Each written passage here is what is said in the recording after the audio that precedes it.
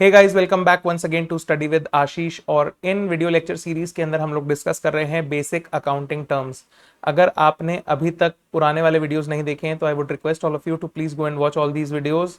और अगर आप चैनल पे पहली बार आए हैं तो please subscribe to this channel because this is my new channel और मैं इस पे इसी तरीके के और एजुकेशनल वीडियोस कॉमर्स सब्जेक्ट से रिलेटेड डालता रहूंगा।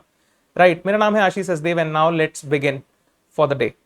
पिछले वीडियो में हमने जो है लास्ट जो हमारी टर्म हमने देखी थी वो थी बॉन्ड या डिबेंचर, हम किसे कहते हैं। आज हम स्टार्ट करेंगे कॉल से। अब देखिए क्या होता है, when ever a company issues shares, जब भी कंपनी शेयर इशू करती है तो वो कुछ पैसा लेगी। ऑब्वियसली जो लोग शेयर परचेज करेंगे कंपनी को वो कुछ पैसा देंगे, राइट। और उसे हम जो इनिशियल पैसा जो देता है शेयर लेने के लिए कोई भी व्यक्ति, उसे हम बोलते हैं एप्लीकेशन मनी। और उसके बाद जो भी चीजें होती हैं उन्हें हम बोलते हैं कॉल्स। क्या बोलते हैं? कॉल्स। यानी एप्लीकेशन, फिर अलॉटमेंट पे भी कई बार कुछ पैसा लिया जाता है, तो application money, allotment call, first call, final call, second call, like this the company demands the amount. Okay, जो कंपनी है वो उस शेयर का जो वैल्यू है उससे जुड़ा हुआ पैसा जो है वो शेयर होल्डर से कॉल करती है, यानी डिमांड करती है, और इसी को हम बोलते हैं क्या? Call, right. A demand pursuant to terms of issue to pay a part or whole of the balance remaining payable on shares or debentures after allotment, right? तो एक बार जब अलॉट हो गया तो इनिशियल तो एप्लीकेशन हो गया, उसके बाद अलॉटमेंट का कुछ पैसा मांग सकती है कंपनी, और उसके बाद होता है फर्स्ट कॉल, फाइनल कॉल, या first call, second call, final call. There can be an number of calls, उसे हम बोलते हैं call, and this can be on the shares और on the debentures. Sir ma'am, I hope आपको ये यहाँ पे टर्म जो है समझ में आ गई होगी। नेक्स्ट जो हमारी टर्म है वो है कॉल्ड अप शेयर कैपिटल। ऊपर हमने एक टर्म पहले देखी थी, ऑथराइज्ड कैपिटल। जितनी कैपिटल एक कंपनी पूरे अपने जीवन काल में जो है इशू कर सकती है उसे बोलते हैं ऑथराइज्ड कैपिटल। उसका एक और नाम हमने देखा था नॉमिनल कैपिटल, भी उसे हम सर कहते हैं। अब उसमें से उसका कुछ हिस्सा कंपनी ने जो इशू किया उसे कहते हैं इशूड कैपिटल। जो हिस्सा कंपनी ने इशू किया, लोगों ने उसमें पैसा लगाया, लोगों ने शेयर खरीदे, और उसे कहते हैं सब्सक्राइब्ड कैपिटल। क्या कहते हैं? सब्सक्राइब किया जिस कैपिटल को, इशूड कैपिटल के जिस पार्ट को सब्सक्राइब किया उसे कहते हैं सब्सक्राइब्ड कैपिटल। और उस सब्सक्राइब्ड कैपिटल में, उस इशूड कैपिटल में जो कंपनी ने कॉल किया कि भैया आप इतने पैसे हमें दीजिए, उसे कहते हैं कॉल्ड अप शेयर कैपिटल। और जब शेयर होल्डर्स ने उस पे पैसे दिए तो उसको कहते हैं पेड अप शेयर कैपिटल। तो यहां पे ये जो मैंने बातें अभी कही, इसमें मैंने आपको शेयर कैपिटल के डिफरेंट फॉर्म्स को यहां पे समझाने की कोशिश करी, यानी ऑथराइज्ड कैपिटल, उसके बाद इशूड कैपिटल, उसके बाद सब्सक्राइब्ड कैपिटल, उसके बाद कॉल्ड अप कैपिटल यानी जिसमें कंपनी ने कॉल किया पैसा, और उसके बाद पेड अप कैपिटल, जितना पैसा वहां पे शेयर होल्डर्स ने कंपनी को दिया उसे हम कहते हैं पेड अप शेयर कैपिटल। यहां पे बात हो रही है कॉल्ड अप शेयर कैपिटल की, तो सिंपली है the part of subscribed share capital. Subscribe जिसपे लोगों ने सब्सक्राइब किया, जब लोगों ने सब्सक्राइब किया तो कंपनी ने कॉल किया। It is that part of subscribed share capital which shareholders have been required to pay. Right? Very simple, very easy. उसे हम कहते हैं called up share capital, नाम से ही क्लियर हो जा रहा है।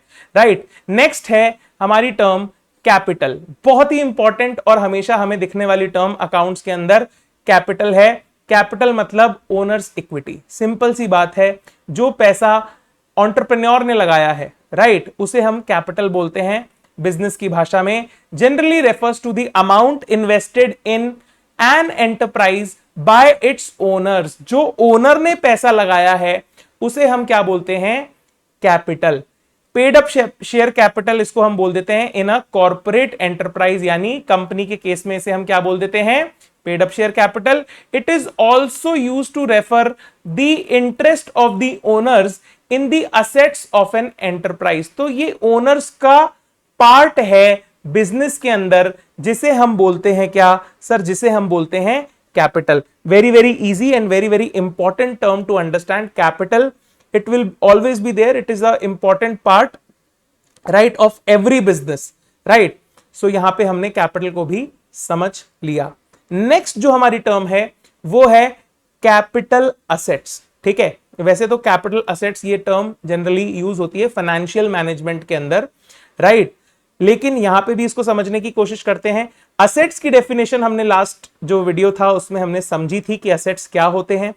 कैपिटल नेचर के जो असेट्स होते हैं वो असेट्स कंपनी में लॉन्ग टर्म के लिए होते हैं, राइट। उन असेट्स पे जो भी इन्वेस्टमेंट कंपनी करती है उसमें डिसीजन मेकिंग इन्वॉल्व होती है, टाइम लगता है उस डिसीजन को लेने में, ह्यूज फंड्स इन्वॉल्व होते हैं, huge amount of capital involve होता है, इसलिए उन असेट्स को कहा जाता है कैपिटल असेट्स, राइट। अब यहां पे डेफिनेशन दी है, इसको एक बार देख करके हम और समझने की इसको थोड़ा सा कोशिश करते हैं। असेट्स इंक्लूडिंग इन्वेस्टमेंट्स, ये कैपिटल असेट्स बिजनेस के अंदर लंबे समय तक रहने वाले हैं, ये इन्वेस्टमेंट्स भी हो सकते हैं। नॉट हेल्ड फॉर सेल, क्योंकि असेट्स में कुछ ऐसे असेट्स भी होते हैं जो हेल्ड फॉर सेल होते हैं। फॉर एग्जांपल आपका स्टॉक हो गया, ठीक है, तो स्टॉक है तो असेट, लेकिन स्टॉक है किस लिए? सर हमारा जो स्टॉक है वो तो हमने बेचने के लिए, तो उसी का तो हम धंधा करते हैं, उसी को तो हम बेचते हैं बाजार में, राइट। लेकिन यहां जो कैपिटल असेट्स की सर बात हो रही है, they are not held for sale, they are in the business, they are for the for long term use in the business. Okay, they are not held for sale, conversion और consumption in the ordinary course of business. ठीक है, इनको convert भी नहीं किया जाएगा, जैसे हैं वैसा इनको रखा जाएगा, लंबे समय तक इनका काम में लिया जाएगा और इनका कंजम्पशन भी नहीं किया जाएगा ऑर्डिनरी कोर्स में। फॉर एग्जांपल रॉ मटेरियल का स्टॉक है, उसे तो हम कंज्यूम कर लेंगे, लेकिन जो हमारी मशीनरी है वो लंबे समय तक, it is a capital asset. ठीक है, मैंने आपको कहा था कैपिटल असेट से जुड़े जो डिसीजंस होते हैं, ठीक है, उसे कैपिटल डिसीजंस बोलते हैं। उनको लेने में समय लगता है सब्सटैंशियल अमाउंट ऑफ, ठीक है, सब्सटैंशियल अमाउंट भी इन्वॉल्व होता है, पैसा भी उसमें जो है वो अच्छा खासा कैपिटल असेट्स के अंदर इन्वॉल्व होता है, और इसे हम कहते हैं कैपिटल असेट्स। असेट्स हम समझते हैं तो कैपिटल असेट्स को समझना भी बहुत यहां पे सरल हो जाता है। चलिए, अब नेक्स्ट जो हमारी टर्म है वो है कैपिटल कमिटमेंट। अब दो वर्ड हैं यहां पे, कैपिटल और कमिटमेंट। कैपिटल का मतलब हम अभी पहले देख करके आए हैं, कैपिटल से मतलब है एक सब्सटैंशियल अमाउंट वहां पे इन्वॉल्व है। ठीक है, सिंपल हम कैपिटल की बात करते हैं तो बिजनेस में जो सब्सटैंशियल अमाउंट किसी भी ओनर ने लगाया है, एंटरप्रेन्योर ने लगाया है, उस कैपिटल की बात हो जाती है। यहां पे हम बात कर रहे हैं कैपिटल कमिटमेंट की। अब कमिटमेंट करना मतलब किसी से आपने कुछ वादा किया कि हम ऐसा कर देंगे वैसा कर देंगे, वो कमिटमेंट है, वो आपका वादा है, वो आप बोल रहे हैं कि मैं ऐसा इसमें कर दूंगा या कर दूंगी। अब कैपिटल कमिटमेंट क्या है? कैपिटल कमिटमेंट एक फ्यूचर लायबिलिटी है फॉर कैपिटल एक्सपेंडिचर। अभी हमने जो है कमिटमेंट किया है, अभी हमारी जो है कमिटमेंट है, अभी हमने पैसा नहीं दिया है, फ्यूचर लायबिलिटी हो सकती है कैपिटल एक्सपेंडिचर की, in respect of which contracts have been made. तो आज हमने सर करार कर लिया, किसी से हमने कॉन्ट्रैक्ट कर लिया कि आने वाले दिनों में हमारा जब ये लायबिलिटी अराइज होगी तो हम इसका पेमेंट वहां पे कर देंगे। It is a future liability for which we have done the commitment, that is called as capital commitment, right. Next जो हमारी टर्म है वो है कैपिटल एम्प्लॉयड। ठीक है, मैंने ब्रैकेट में वहां पे सर लिखा है इन द बिजनेस या इन दी बिजनेस ऑपरेशंस, इनको हम कह सकते हैं, राइट। अब मैंने ऐसा क्यों लिखा है उसका कारण मैं अभी आपको बता दूंगा। Why I have written this, let me tell you the reason. Because जब हम यहां पे इसकी डेफिनेशन को यहां पे देखते हैं, इसके मतलब को यहां पे देखते हैं, मीनिंग को देखते हैं, the finances deployed by an enterprise in its net fixed assets, investments and working capital employed in an operation में however exclude investments made outside the operation. ये जो लास्ट लाइन है इसी के चलते मैंने ब्रैकेट में वहां पे लिख दिया है इन द बिजनेस और ऑपरेशंस, यानी वो पैसा जो बिजनेस के ऑपरेशंस के लिए इन्वेस्ट किया गया है, एम्प्लॉय किया गया है, it is the net fixed assets, जो हमने फिक्स्ड असेट्स अपने बिजनेस में लगा रखे हैं जिससे हम आगे हम अपने ऑपरेशंस करेंगे और बिजनेस को बढ़ाएंगे और पैसा कमाएंगे। नेट फिक्स्ड असेट्स, जो इन्वेस्टमेंट्स हमने अपने कोर बिजनेस ऑपरेशंस के लिए कर रखे हैं, समझिएगा बात को, जो इन्वेस्टमेंट्स हमने अपने कोर बिजनेस कोर बिजनेस को बढ़ाने के लिए कर रखे हैं, उसी इन्वेस्टमेंट्स को यहां पे इंक्लूड करेंगे। और वर्किंग कैपिटल भी यहां पे हम इंक्लूड करेंगे। वर्किंग कैपिटल वो पार्ट ऑफ द कैपिटल जो हमें डेली के खर्चे करने के लिए पैसा जरूरी होता है, उसे हम कहते हैं वर्किंग कैपिटल सर नाम। इसीलिए कैपिटल एम्प्लॉयड जब भी आए तो आपको याद रखना है इन द बिजनेस। बिजनेस के अंदर जो असेट्स इन्वॉल्व है डे टू डे ऑपरेशंस के लिए, राइट, इन्वेस्टमेंट जो बिजनेस के ऑपरेशंस को वहां पे सपोर्ट करते हैं, उस कैपिटल की यहां पे बात हो रही है।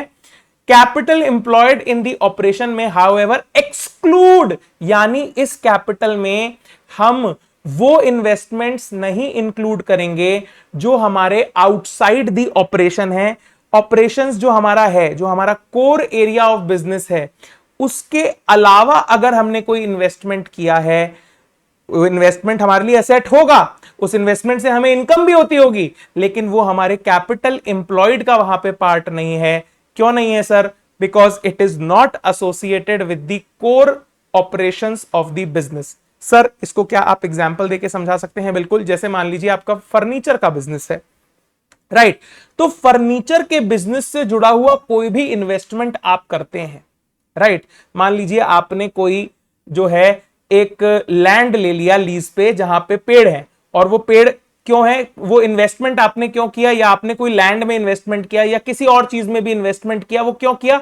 Because it is related to your core area of business, that is furniture business. आप क्या करेंगे, उस जंगल में जाकर के या उस एरिया में जाकर के पेड़ की लकड़ियों को काटेंगे और उससे फिर जो है फर्नीचर बना करके बेचेंगे, राइट। तो ये आपका कोर एरिया ऑफ बिजनेस है सर, इसमें आपने इन्वेस्टमेंट किया है, ठीक है। मान लीजिए फिर अगर आपने उसी बिजनेस के, अपने फर्नीचर वाले बिजनेस में ही आपने कुछ शेयर और परचेज कर लिए, किसी कंपनी के बिजनेस के नाम से ही शेयर परचेज करें, लेकिन क्या ये आपके कोर एरिया ऑफ ऑपरेशन से जुड़े हुए शेयर्स हैं? नहीं सर, हमने तो शेयर इसलिए परचेज कर लिए कि भैया कुछ डिविडेंड आ जाएगा, कुछ और आ जाएगा, या फिर हमने किसी कंपनी के डिबेंचर परचेज कर लिए कि भैया हमें इंटरेस्ट मिलता रहेगा, ब्याज मिलता रहेगा। अरे तो आपका बिजनेस तो सर क्या है?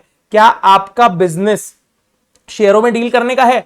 नहीं सर, हमारा बिजनेस तो जो है फर्नीचर बना करके बेचने का है। तो जो आपका फर्नीचर है ये उससे जुड़ा हुआ इन्वेस्टमेंट नहीं है। हां, इस इन्वेस्टमेंट से हमें प्रॉफिट होगा, ये इन्वेस्टमेंट हमारा असेट भी है, लेकिन ये हमारे कोर ऑपरेशन से नहीं जुड़ा हुआ। It is made outside the operations, so it will not be a part of the capital employed. इसलिए जब भी कैपिटल एम्प्लॉयड लिखा हुआ मिले आपको, तो दिमाग में एक चीज और ब्रैकेट में सोचना, इन द बिजनेस, ठीक है। It is connected with the operations of the business, specifically हम उसकी जब यहां पे बात करते हैं, और इसी सेंस में आपको यहां पे ये समझाया गया है। नेक्स्ट जो है वो है टर्म आपकी कैपिटल प्रॉफिट या कैपिटल लॉस। कैपिटल से जुड़ी बहुत सारी टर्म्स हम देख रहे हैं, कैपिटल प्रॉफिट या कैपिटल लॉस। अब देखिए यहां पे मैंने कुछ आपको समझाने के लिए यहां पे एग्जांपल भी लिखा है। कैपिटल असेट है, मान लीजिए आपका कोई मशीनरी है, ठीक है, असेट हमने देखा था ऊपर, कैपिटल असेट भी देखा था, मशीनरी मान लीजिए है, उसकी बुक वैल्यू है, बुक वैल्यू भी हम ऑलरेडी समझ के आ चुके हैं पिछली क्लासेस में। बुक वैल्यू 100 रुपए की है, और उसे हम जब बेचते हैं तो हम 150 रुपए की बेचते हैं। तो ये जो 50 रुपए का प्रॉफिट है सर, ये हो गया, इसे हमने कहा कैपिटल प्रॉफिट। कैपिटल असेट से होने वाले प्रॉफिट को हमने यहां पे कहा कैपिटल प्रॉफिट। और कैपिटल असेट्स, मान लीजिए वही मशीनरी 100 रुपए बुक वैल्यू सोल्ड, अगर उसे 90 रुपए में करते हैं तो यहां पे हमें सर लॉस हो जाएगा। और क्योंकि ये लॉस कैपिटल नेचर का है, अरे क्या ऐसा लॉस बिजनेस को रोज होता है? नहीं सर, रोज नहीं होता। ये मशीन तो हम वैसे भी बेचते थोड़ी है रोज। अरे अगर बेचते होते तो ये कैपिटल असेट थोड़ी होती।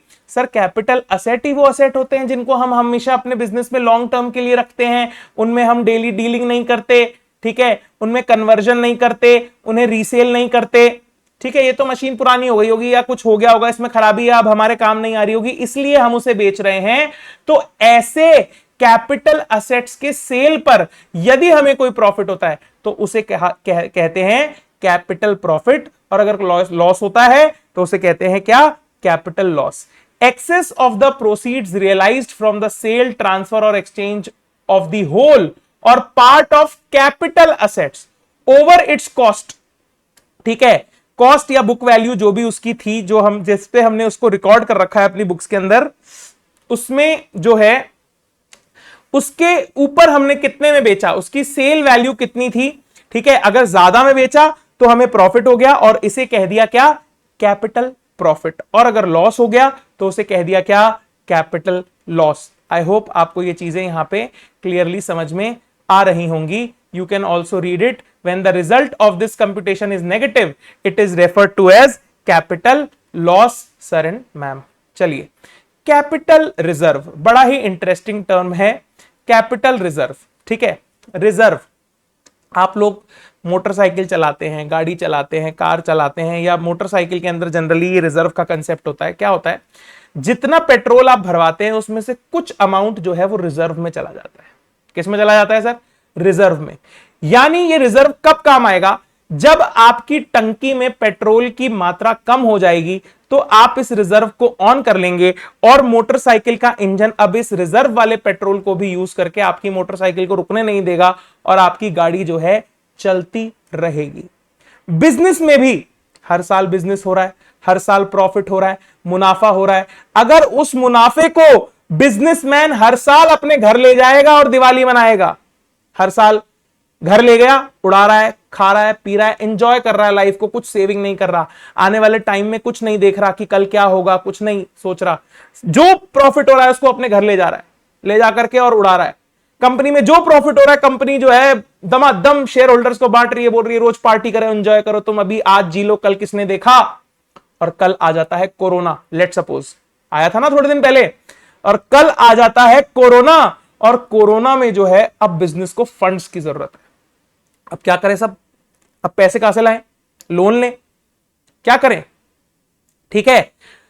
तो ऐसी कंटिंजेंसी को डील करने के लिए बिजनेसमैन और कंपनियां बड़ी होशियार होती हैं। ये क्या करती हैं, सारा प्रॉफिट जो है वो बांटती नहीं है, उसमें से कुछ प्रॉफिट को ये रिजर्व में रख लेती हैं। किस में रख लेती हैं, रिजर्व में रख लेती हैं। उसका डिविडेंड नहीं बांटती, उसे डिस्ट्रीब्यूट नहीं करती, उसे यूज नहीं करती, उसे एक स्पेशल रिजर्व में रखती हैं, ठीक है। और कई बार तो उसे जनरल रिजर्व में रखती हैं, कई बार उसे कैपिटल रिजर्व में। मतलब ये जो कैपिटल रिजर्व वाला पैसा है इसे हम बाद में कैपिटल की जो कैपिटल मतलब सिग्निफिकेंट अमाउंट्स जो हैं, बड़े अमाउंट्स जो हैं, कैपिटल नेचर के एक्सपेंसेस जो हैं, उनको फंड करने के लिए इसका हम इस्तेमाल इन फ्यूचर कर सकें। इसलिए कंपनी जो है अपने सारे प्रॉफिट, सारे मुनाफे को हर साल जो है वो बांटती नहीं चली जाती, उसमें से कुछ पुल बैक करती है, प्लॉ बैक करती है और उसे रिजर्व के रूप में सेव करके रखती है। अब आइए मीनिंग को पढ़ते हैं। A reserve of a corporate enterprise which is not available for distribution as dividend, मतलब ये बांटने के लिए नहीं है, ये बांटने के लिए नहीं है। अरे सर तो फिर ये कब काम आएगा, ये आगे कभी काम आएगा। और यहां पे तो इतना सा मीनिंग लिखा है मैंने, यहां पे देखिए आपके लिए कुछ और भी यहां पे लिखा है कैपिटल रिजर्व के बारे में। A capital reserve is a line item in the equity section, ठीक है। अब इससे मतलब समझना होता है आपको कि भैया ये जो इक्विटी सेक्शन है, यानी ये पैसा है तो किसका, शेयर होल्डर्स का, किसका, ओनर्स का। अरे ये पैसा जो बिजनेस कर रहा है उसी का है, ये तो अभी हमने रख रखा है। So it is part of the equity line item, यानी जब इसे शो करेंगे, प्रेजेंट किया जाएगा तो ये वहीं पे इक्विटी का पार्ट है। It is part of the capital only, ठीक है, of the share holder, of the owner of the business, of a company's balance sheet that includes the cash on hand that can be used for future expenses or to offset any capital losses, ठीक है। Company बोलती है, business बोलता है कि भैया अभी हमारे पास ये कैश एक्स्ट्रा है, इसको हम रखते हैं, फ्यूचर में मान लो इस तरीके का कोई कैपिटल लॉस हो गया। किस तरीके का, हमने मशीनरी बेची और मशीनरी जो है वो लॉस में चली गई, तो इसको ऑफसेट करने में ये हमारा काम आ सकता है। It is derived from accumulated capital surplus of a company and is created out of its profits, ठीक है। तो ये जो है कैपिटल प्रॉफिट कैसे होता है, जैसे मशीन बेच दी उस पर प्रॉफिट हो गया तो ये कैपिटल रिजर्व में ये लोग ट्रांसफर कर देंगे, फ्यूचर में इसको यूज कर सकते हैं लॉसेस को सेट ऑफ करने के लिए, या कोई और कंटिजेंसी आ गई उसको मीट आउट करने के लिए, या बिजनेस के लिए कोई अपॉर्चुनिटी आ गई उसको वहां पे देखने के लिए, या मान लो कोरोना आ गया, फंड्स की नीड है, कुछ कैपिटल एक्सपेंडिचर करना है, कुछ मशीनरी खरीदनी है, कुछ सामान खरीदना है, वहां पे इसे इस्तेमाल किया जाएगा। It is part of profit, it is a equity line item. ठीक है, ये है तो ओनर्स का ही पैसा, अरे प्रॉफिट है, लेकिन हमने इसको रिजर्व करके रखा है। जैसे आपकी मोटरसाइकिल ने कुछ पेट्रोल जो जब आपने भरवाया था तो कुछ उसको रिजर्व वाली टंकी में वहां पे रख दिया था। This is called capital reserve sir and ma'am. ठीक है, जनरल रिजर्व भी होती है, वो जनरल पर्पस के लिए यूज होती है। कैपिटल रिजर्व जो है वो कैपिटल नेचर के खर्चों को करने के लिए, या कैपिटल नेचर का जो लॉस है उसे सेट ऑफ करने के लिए यहां पे क्रिएट की जाती है। आई होप अब आपको कैपिटल रिजर्व का मतलब जो है बिल्कुल क्लियर हो जाना चाहिए सर, राइट। नेक्स्ट टर्म पे हम चलते हैं, that is capital work in progress. ठीक है, कैपिटल असेट्स हमने देखे थे। कैपिटल असेट्स क्या है, जो असेट्स बिजनेस में लंबे समय तक रहेंगे, जिनमें सब्सटैंशियल अमाउंट इन्वॉल्व है। ठीक है, जो जिनसे बिजनेस आगे पैसा कमाएगा, राइट, असेट्स तभी तो है वो। कैपिटल वर्क इन प्रोग्रेस, मान लीजिए कोई बिल्डिंग है वो बन रही है। ठीक है, अभी पूरी बिल्डिंग तैयार नहीं हुई, वो बन रही है। ठीक है, प्रोसेस ऑफ कंस्ट्रक्शन, ठीक है, it is under process, it is work in progress, उसको बोलते हैं capital work in progress. Capital nature के असेट्स जो अंडर कंप्लीशन है, जो वर्क इन प्रोग्रेस हैं, ठीक है, जो अंडर कंस्ट्रक्शन है, उसे हम बोलते हैं कैपिटल वर्क इन प्रोग्रेस यहां पे। ठीक है, नेक्स्ट है हमारा कैश। कैश यानी पैसा, नोट, आप बिल्कुल आसानी से समझते हैं। ठीक है, कैश में जब हम अकाउंट्स में कैश की बात करते हैं तो यहां पे कैश ऑन हैंड तो आता ही है, साथ में आपका बैंक का बैलेंस भी आ जाता है, जो डिमांड डिपॉजिट्स, जो बैंक के अंदर आपके डिपॉजिट्स हैं। ठीक है, अरे फिक्स डिपॉजिट नहीं, कौन से डिपॉजिट, जो नॉर्मल आपका बैंक में खाता है उसमें जो पैसा है, राइट, वो भी तो डिपॉजिट ही है बैंक के साथ। ठीक है, तो वो जो पैसा है डिमांड डिपॉजिट है। डिमांड डिपॉजिट मतलब आप बैंक में जाएंगे, डिमांड करेंगे, वो आपको निकाल करके दे देंगे, वो नियर टू कैश है, इट इज कैश ओनली। ठीक है, उसको आप इस्तेमाल कर सकते हैं as cash, right, so that is called as cash. ठीक है, कैश इक्विवेलेंट्स ये दूसरी टर्म है। ये कैश नहीं है, मतलब ये एज गुड एज कैश नहीं है, पर कैश के से बुरे भी नहीं है, कैश से बुरे भी नहीं है।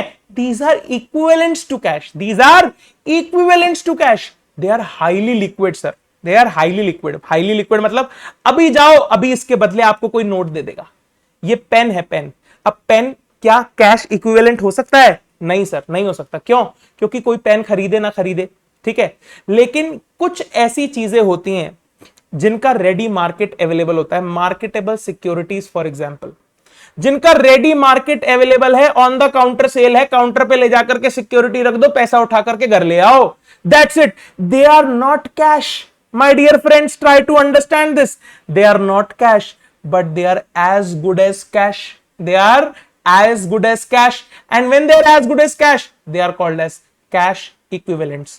ठीक है, they are short term, highly liquid investments that are readily convertible into known amounts of cash, which are subject to an insignificant risk of change in value. उसकी वैल्यू में भी कोई चेंज नहीं होगा, इनसिग्निफिकेंट, कोई चेंज नहीं होगा उसकी वैल्यू में, वो वैसी ही रहेगी। They are near to cash, they are not cash. My dear friends, you have to understand this that they are not cash. Sir ये कैश नहीं है, ठीक है, they are not cash, but they are as good as cash.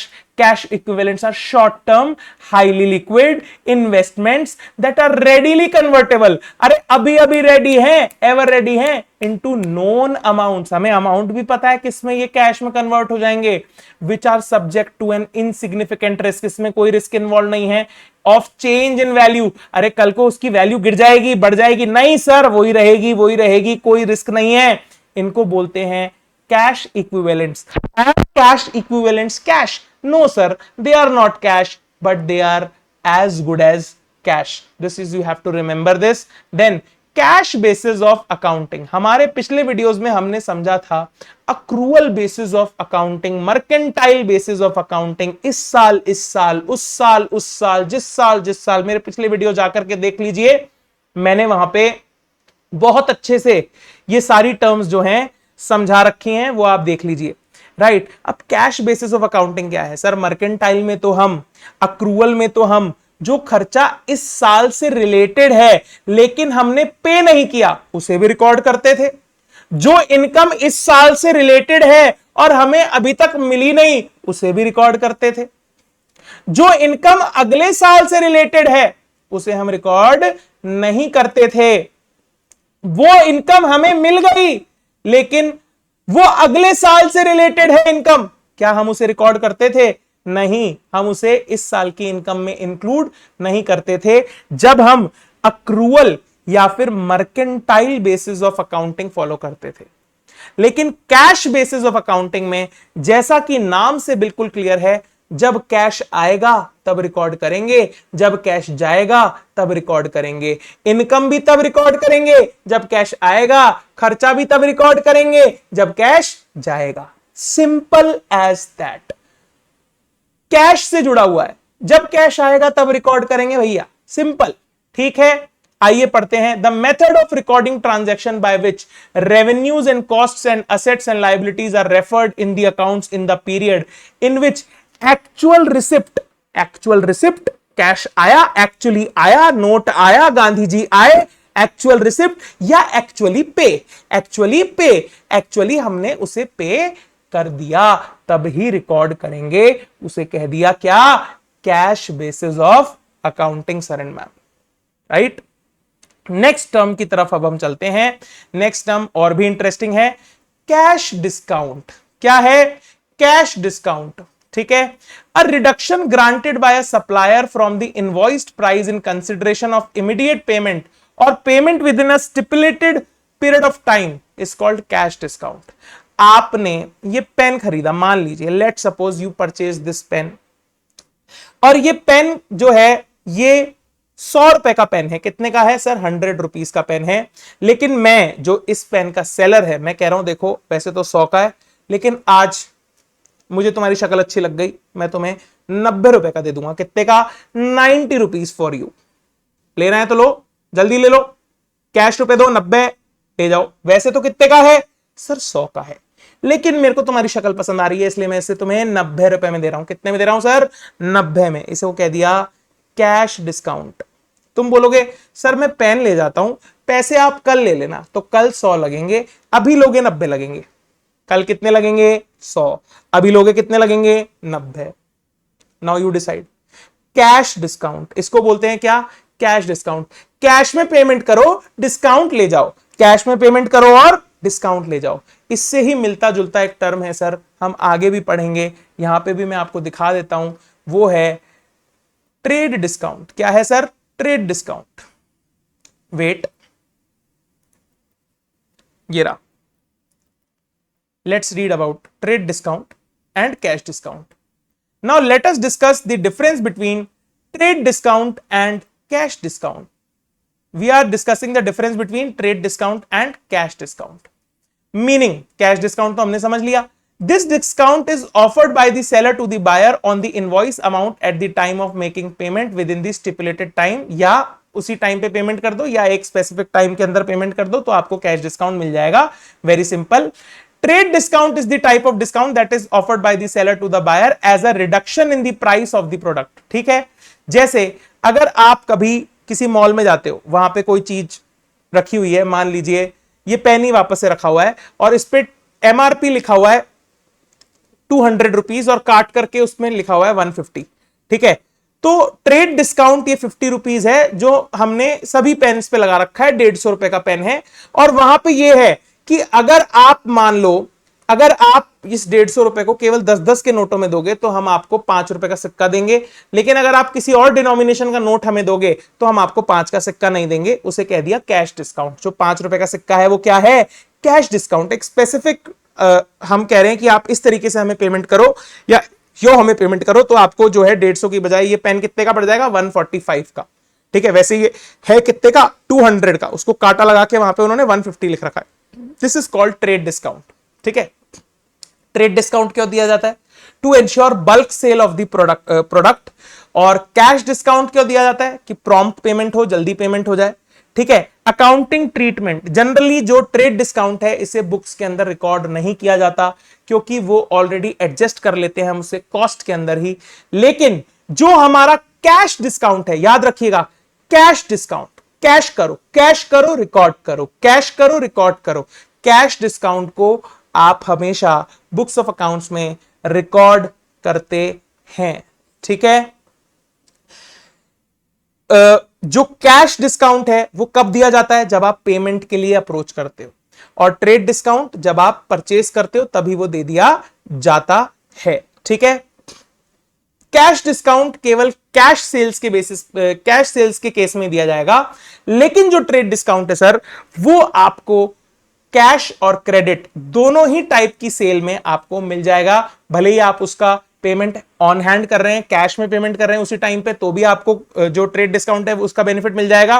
और अगर आप उसका बाद में पेमेंट करेंगे, क्रेडिट पे अगर आप सामान खरीद रहे हैं, तो भी आपको ट्रेड डिस्काउंट का बेनिफिट मिल जाएगा। लेकिन कैश डिस्काउंट का बेनिफिट जो अगर आपको लेना है, तो आपको कैश में ही प्रॉम्प्ट पेमेंट करना वहां पे पड़ेगा। I hope now things are very much clear with you guys relating to what cash discount and trade discount। बात कैश डिस्काउंट की हुई थी, हमने थोड़ा सा आगे जाकर के जो है ट्रेड डिस्काउंट को भी यहां पे समझ लिया है, for your better understanding of the topic.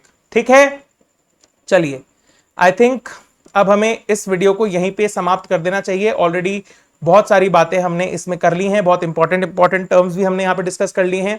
तो अगर आपने वीडियो यहाँ तक देखा है तो प्लीज चैनल को सब्सक्राइब कर लीजिए और बेल आइकन को भी प्रेस कर दीजिए, ताकि जैसे ही मैं नया वीडियो डालूं आपको उसका नोटिफिकेशन मिल जाए और जल्दी से उसे पढ़ लें। इन वीडियोस को शेयर भी कीजिए अपने फ्रेंड्स के साथ जो अकाउंटिंग सीखना चाहते हैं, और कमेंट करके बताइए आपको कैसा लगा। राइट, मैं हमेशा एक बात कहता हूं, you guys are so awesome, thanks for watching, have an awesome day.